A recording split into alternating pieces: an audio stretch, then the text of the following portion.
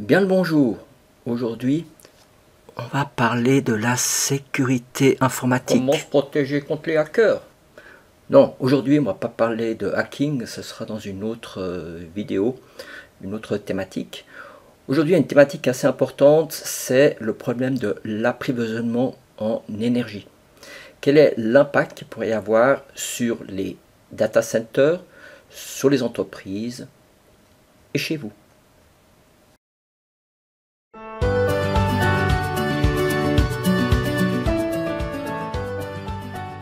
Et qu'est-ce qui pourrait arriver cet hiver?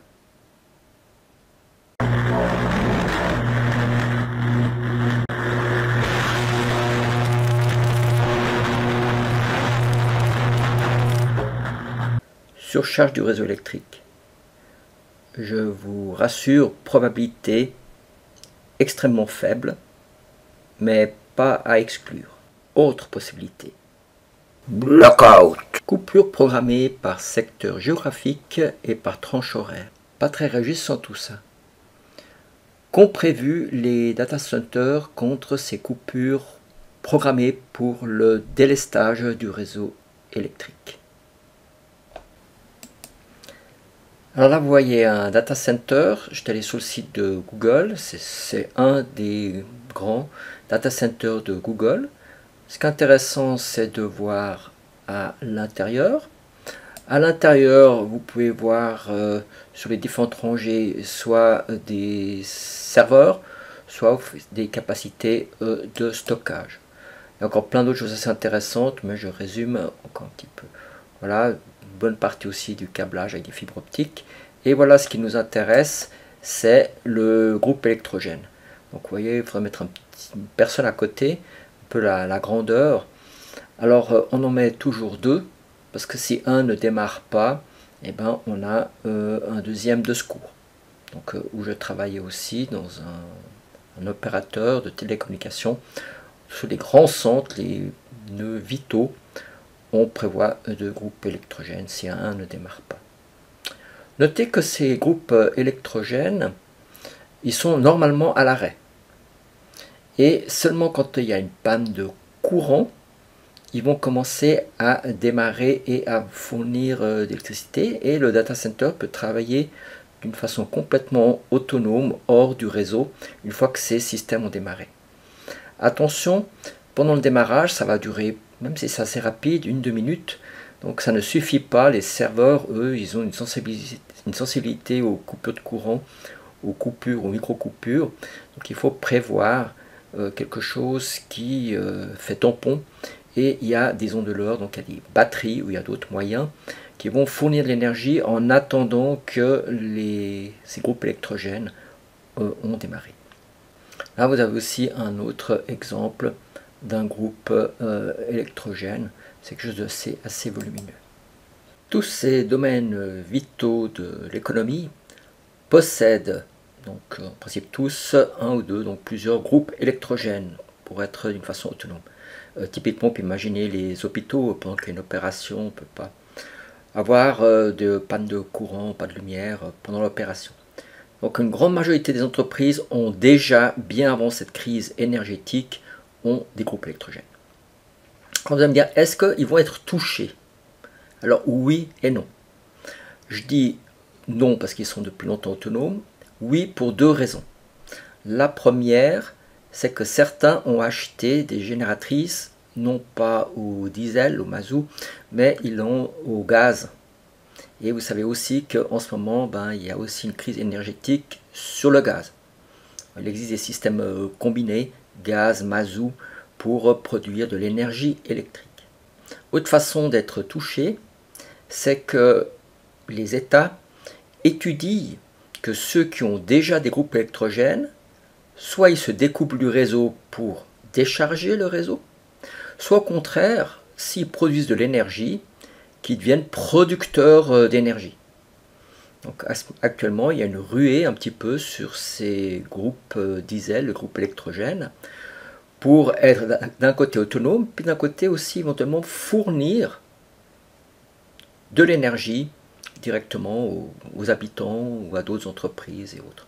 Donc deux rôles, cette fois de les mettre en marche non pas comme secours, mais dans le but de fournir de l'énergie ou se déconnecter du réseau, d'être autonome, et comme ça, moins solliciter le réseau. Non, pour les petites et moyennes entreprises. Là, c'est pas toujours très évident de faire le bon choix. S'équiper maintenant de groupes électrogènes à mazout, bien sûr pas à gaz, avec les demandes d'autorisation pour les cuves et autres, c'est peut-être un peu juste en termes de délai. Autre possibilité, c'est l'installation d'onduleurs. Donc on produit de l'électricité à partir des batteries. Mais ce qu'il ne faut pas oublier, c'est que vous n'avez jamais un jour, 2 jours, une semaine d'autonomie sur des batteries. C'est clair. C'est techniquement peu faisable. Ça dépend bien sûr de la consommation, combien vous consommez dans votre petite et moyenne entreprise, et la capacité totale. Mais en gros, c'est beaucoup trop élevé les coûts, on ne le fait jamais. Par contre, il y a une autre possibilité, c'est bien de planifier l'autonomie que vous avez besoin en ces quelques heures. À vous de planifier, et vous devez évaluer et surtout vous renseigner si les pays introduisent des coupures de courant. Est-ce que ce sera juste quelques minutes, ce sera 1 heure, 4 heures, etc. Donc il faut faire le pont par rapport à cette durée.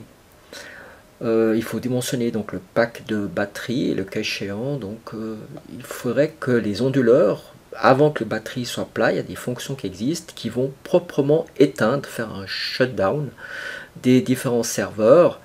Et comme ça, c'est quelque chose qui est propre. Et dans ce cas, vous n'avez pas de risque de crash ou de perte de données. On a aussi tendance à oublier de régulièrement contrôler l'état de ces batteries. C'est un peu vieillissant, elles ne tiennent plus tellement la charge, donc éventuellement les remplacer.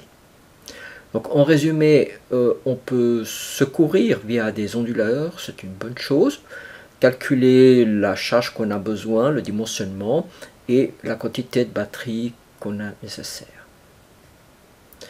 Dans le slide qui va suivre, j'ai mis quelques exemples au niveau de la forme puis les grandeurs d'onduleurs. Là vous pouvez voir tout en haut à gauche, c'est dans des racks qu'on peut mettre pas des très grandes charges possibles, mais c'est assez intéressant quand on a peut-être quelques petits disques durs serveurs ou des NAS. Donc les batteries sont à l'intérieur de l'équipement. Format, comme je l'ai dit, 19 pouces, autonomie à pleine charge, évidemment si c'est à moitié de charge vous doublez, donc 3 minutes, ça permet encore d'éteindre les machines proprement, automatiquement si la fonction est intégrée dans l'onduleur, puissance de grandeur jusqu'à peu près 1 kVA, volt-ampère, si vous voulez 1 kW, mais il y a un coefficient encore qu'il faut utiliser. Ensuite, un peu juste en dessous de lui, vous avez sous forme pour mettre sous un bureau. Alors de grandeur, il y a aussi peut-être un pack de batterie, c'est un peu plus long, 5 minutes. Il y a 600 volt-ampères. Voilà, c'est un format PC, on peut dire. Ensuite, vous avez déjà quelque chose avec des roulettes. Là, c'est à peu près au plein milieu. Ça varie entre 10 kVA et jusqu'à 100 kVA, donc ça peut être assez important. Il peut y avoir dedans intégrer les batteries. Suivant le pack de batterie que vous mettez, soit il n'y a rien, donc 0 minutes, puis autrement hors de grandeur, j'ai regardé un peu chez ce fabricant, lui il offre la capacité maximum environ à pleine charge de 110 minutes. Puis ensuite il y a vraiment ce qui est une installation vraiment fixe comme des armoires électriques, on passe de 5 kVA à 200 kVA. Autonomie, ça dépend des batteries que vous mettez dedans. Soit c'est complètement séparé, des fois il y a des armoires aussi avec toutes les batteries dedans. Et maintenant pour les particuliers, donc chez vous. Donc ça se complique un petit peu. La chaîne data center, donc les serveurs, c'est bon. Normalement la chaîne des réseaux, c'est bon aussi, des opérateurs, fournisseurs d'accès internet. Puis après, chez vous. Mais chez vous, vous avez un modem routeur Wi-Fi. Et donc s'il y a une panne de courant programmée, ben, vous avez plus de Wi-Fi, vous avez plus de télévision et vous avez plus d'internet si c'est ce qu'on appelle du triple play, tout passe par votre modem routeur. Donc vous n'avez plus rien. Ce qui peut être important, c'est de dire, bon, j'essaie peut-être de sauver le même routeur en mettant justement ce qu'on a vu sur un UPS. Ça, c'est possible. Mais il faut juste s'assurer que dans la contrepartie de l'autre bout de votre modem, c'est aussi sécurisé. C'est pas dit parce qu'il n'y a pas forcément des groupes électrogènes. Il y a une autonomie et des batteries, mais pas forcément groupe électrogène. J'imagine quand même que ce service devrait être assuré pour des raisons de sécurité. Mais chez vous, vous avez accès à plus rien si vous avez une panne de courant. Donc peut-être qu'un UPS, ça pourrait servir aussi après au niveau de votre PC fixe, qui lui normalement il n'a pas de batterie non plus, si vous voulez surfer sur internet. La télévision, bon, mettre un UPS, je sais pas, mais s'il n'y a pas de courant sur la télévision, le reste c'est bon, vous ne pouvez pas faire grand chose. Ce qui peut encore sauver, c'est sur un laptop, vous avez donc de la batterie, vous avez peut-être une autonomie suffisante, mais de nouveau, il faut penser, si vous passez par le Wi-Fi, donc là, vous avez peut-être une problématique, vu que s'il n'est pas alimenté. Hey Jimmy, j'ai la solution. Avec mon smartphone, je peux me connecter sur la 4G et la 5G. Et je peux là-bas tout faire. Je peux faire mon WhatsApp. Je peux faire surfer sur Internet. Je peux tout faire. T'as oublié ça, hein? Je crois que tu es en train d'oublier quelque chose, quelques précisions. Allez, je te montre sur le plan. Regarde bien. Ici, on a le central MSC Mobile Switching Center. C'est secouru, pas de souci. On a le contrôleur de station de base. En principe, ça devrait jouer. Le problème se situe au niveau des antennes. Si tu regardes bien, les antennes, c'est dans des immeubles. Les immeubles n'ont pas de secours. Par contre, au pied de l'antenne, ici, on a mis des batteries. Les opérateurs ont mis des batteries avec une autonomie environ d'1 heure. Donc, si la coupure dure plus qu'1 heure, toi qui penses aller surfer et faire ton WhatsApp, au bout d'1 heure, tu n'auras plus de WhatsApp, tu ne pourras plus rien faire. Éventuellement en changeant de cellule, s'ils n'ont pas encore toutes les batteries tombées en même temps. Ou s'il y a une différence de coupure entre éventuellement les zones ou les quartiers.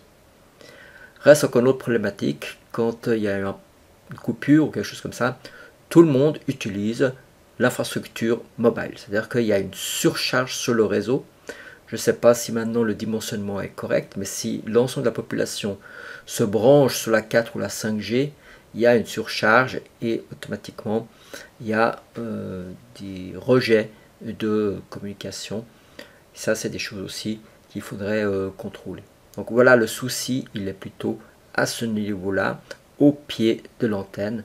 Donc de toute façon, on a toujours un problème électrique et l'autonomie, environ c'est 1 heure, au niveau des antennes, et en plus peut-être qu'il y a certaines antennes qui n'ont même pas des batteries. Voilà ce qu'il fallait encore voir dans ce domaine de l'énergie et le manque d'énergie qui va nous toucher.